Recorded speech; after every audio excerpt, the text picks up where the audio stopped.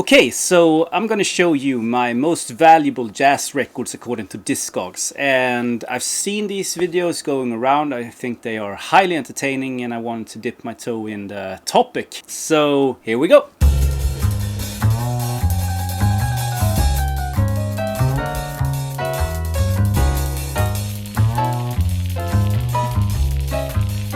When doing this, I have my entire collection on Discogs. I sorted them on the medium price. I think that's the way people are doing this.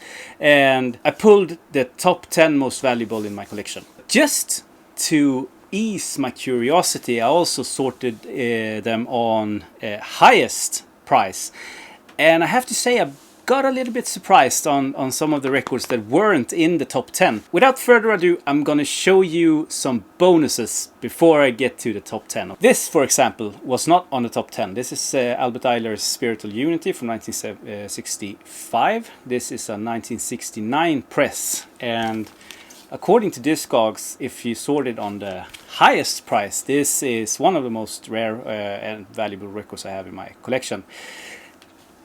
Music-wise, it's one of the best. Another one that I was super surprised that it wasn't on the top 10 was this. This is Blue Train by John Coltrane, the only Blue Note record that he recorded.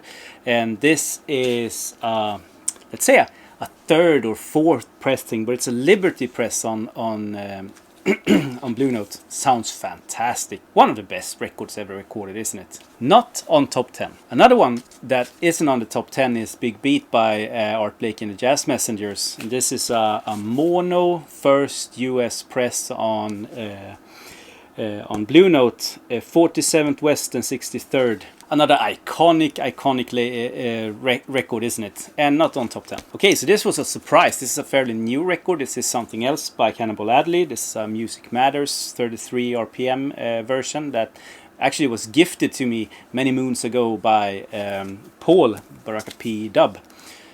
Great sounding record. One of the reference records I use when I test my equipment or new equipment, but not on the top 10. I was so sure that this was going to be on the top 10, but it wasn't. This is the Signwider by Lee Morgan, also on Blue Note. This is second press, I think, stereo press of this. Iconic record, and value-wise, according to Discogs, not on the top 10. And the last one I'm going to show you before we go and dive into the top 10 list is this. This is Crescent or whatever you say, with John Coltrane Quartet, the classic quartet. And this is a first stereo press on Impulse. Great shape also. I'm super glad that I have this. And if you sort it on highest, this is on there, but not on median. So not on the top 10. So number 10, here we go. This is Berit's Halsband, a Swedish fusion record from 1974, I think. Private pressed, flimsy as hell, but the music is so damn good. If you're a fusion and that sort of funky fusion enthusiast like me, especially if you like the sort of Nordic touch on the jazz side, this is a record for you. And I think this is around €90 for this in median. So this is number 10. Maybe I said this, but I collect Swedish jazz records. So and some of them I've collected is pretty rare. So it's not surprising to me that there are mostly Swedish jazz records on this list. Number 9, Ablution, one that many people are looking for. This is a fantastic record with Swedish and English artists playing funky fusion, 1975. Medium price is like 95 for this. You can find it cheaper. Again, Sweden. Again, jazz. Obviously, that's why you're here. This is Musik by Bengt Anryd, 1966. Music, that's his son there playing piano, and it's actually the intro to the entire record. This is free improvised free jazz music, and it all starts with his son just banging on the piano. It's fantastic. Value wise, this is maybe €100, something along that line. So moving a little bit away from the Swedish stuff and we go to Japan instead. This is Tsuyoshi Yamamoto Trio, slaughtering that name obviously. with Summertime, Live in 5 Days in Jazz 1976. So a 1976 Three Blind Mice record. Live recording.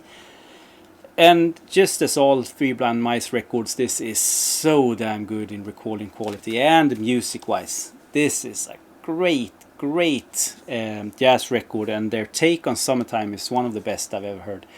And this is like 110, maybe 120 in value. If you haven't heard this, check it out. Okay, 1974. This is definitely one of the best Swedish jazz records ever recorded. Definitely. No, I mean, and people will agree. This is fantastic. Take notes. Bernt Rosengren, Notes from Underground 1974, with a heap of fantastic Swedish and Turkish jazz players. So you have Åke Tamish, Maffi Falai, but you also have Tommy Coverhult, Bobo Stensson, Torbjörn Hultkrantz. It's the who's who. And I actually keep a ticket. I saw him live. So I keep a ticket with the record, and I have the record with me, and he signed it. It was great. Asked him about the recording, and he didn't want to talk about that, so he just said, I can't remember that.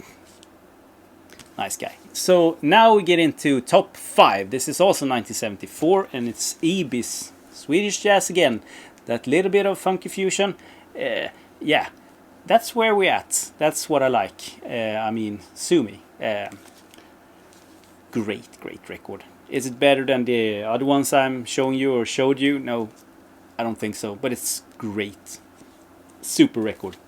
On Grammofonverket, which also released Pop Workshop, if you know your Swedish jazz. Okay, so it's tight between these records. It's like 120, 130-ish for maybe 4 records in a row back then. So back there. And so is this. 1965, Bernt Egerblad Trio on Swedish. This is Schizo. It's really hard to find this in good condition because the cover is super flimsy. It's just a sheet, really. It's not a proper record cover.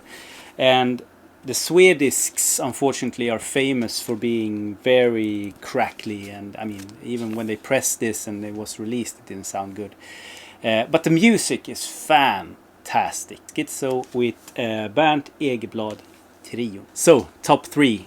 Can you guess what I'm showing you now? If you know my channel, you should be able to like have a hunch of what's coming. So again, 130 as a median, 140 maybe for one of these. But I wanted to show you both. And on third place, I'll take both of them. It's Pop Workshop Volume 1 and Pop Workshop Volume 2.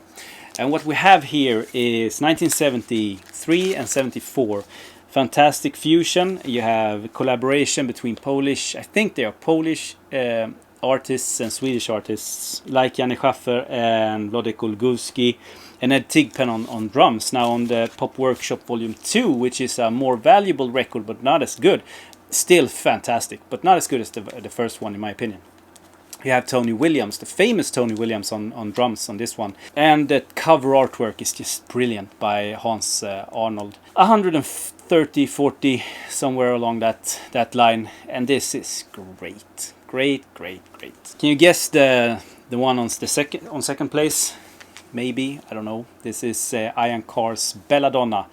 180 euro median, so we jump up a little bit, and the highest this has been sold for I read was 500 euros, but that's just insane. Or maybe it's a signed copy or something, I don't know.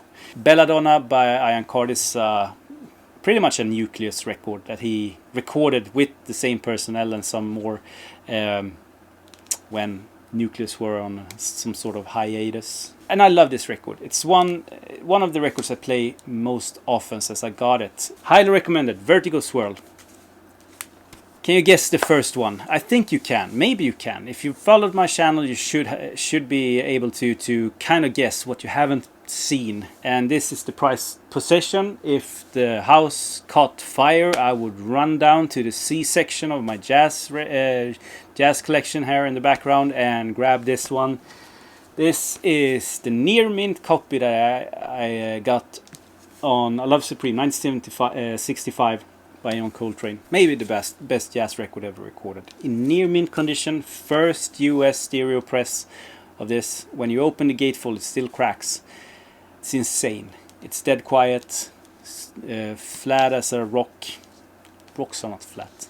Yeah, I'm super happy, and I got it for a steal compared to what it goes for. The median on this is 220 euro maybe, somewhere along that line, and it has sold for 400 euros also. But it's no surprise. I mean, if something should cost a lot of money, it's an original impulse stereo press of A Love Supreme from 1965. This is as old as my mother, and this doesn't have any wrinkles. This hasn't gone fat. It's just perfect, like the day it was born. I love my mother. So yeah, that's it. Hope you enjoyed that. I enjoyed doing it.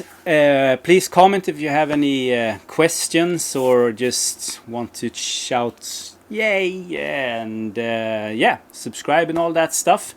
You know the deal. And yeah, talk to you in the next video.